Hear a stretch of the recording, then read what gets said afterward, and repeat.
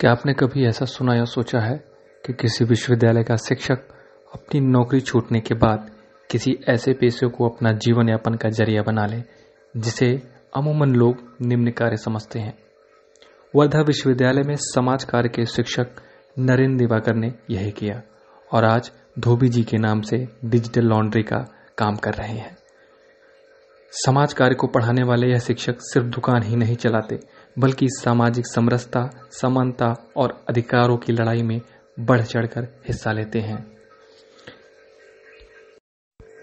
इनके दुकान की खास बात यह है कि बाहर से वह बिल्कुल आम तरह की दिखती है, लेकिन जब कोई अंदर जाता है तो उसे कानून, साहित्य और प्रशासन से जुड़ी हुई कई किताबें आपको देखने को मिल जाती है।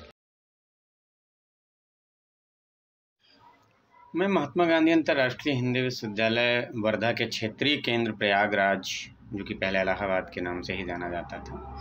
तो वहाँ पर मैंने 7 अगस्त 2017 से शिक्षण कार्य प्रारंभ किया था। उसके पहले मैं 2014 से ही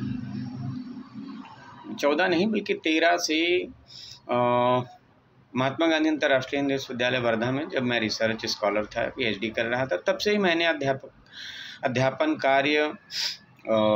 में सहयोग करना शुरू कर दिया था, क्योंकि 2011 में नेट हो चुका था सोशल वर्क से और 2013 में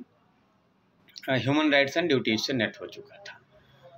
और उसके बाद फिर 2019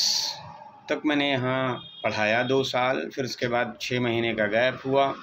और फिर 2019 में नवंबर में महात्मा गांधी अंतर्राष्ट्रीय हिंदी विश्वविद्यालय वर्धा में ज्वाइन किया मैंने पुनः। और 2020 में चूँकि कोविड आ चुका था तो 15 मार्च तक वहाँ पर कक्षाएं चली। उसके बाद फिर कोविड के कारण इलाहाबाद वापस आना हुआ और इलाहाबाद से ही ऑनलाइन क्लासेस हम लोग लेते रहे।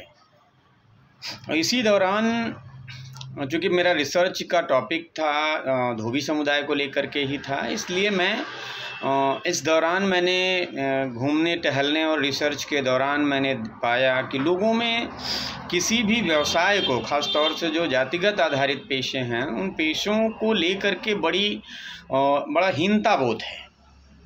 इसलिए मैंने टेक्नोलॉजी के ज़रिए इस पेशे को करने के लिए लोगों को मैंने प्रेरित करने हेतु लिखना शुरू किया। व्हाट्सएप पर लिखता था, फेसबुक पर लिखता था और बहुत सारे लोगों से मेरी बातचीत भी होती है। और केवल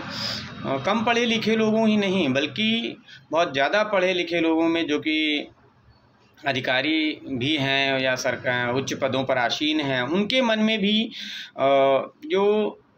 लॉन्ड्री के पेशे को लेकर के एक हीनता बोध था, या वो कहीं ना कहीं जो जातिगत आधार पर इस पेशे को करने के कारण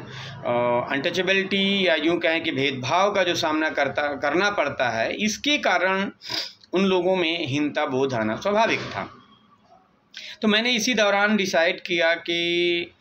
नहीं, मुझे भी कुछ ऐसा करना है जिसे मैं लोगों के सामने उदाहरण के तौर पर प्रस्तुत कर सकूं।